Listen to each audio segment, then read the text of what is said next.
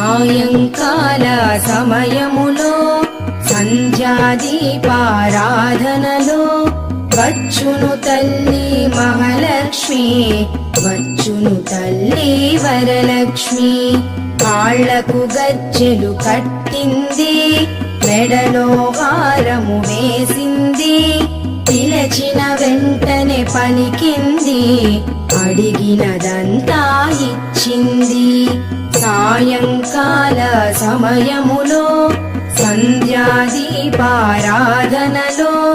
వచ్చును తల్లి మహాలక్ష్మి, వచ్చును తల్లి వరలక్ష్మి.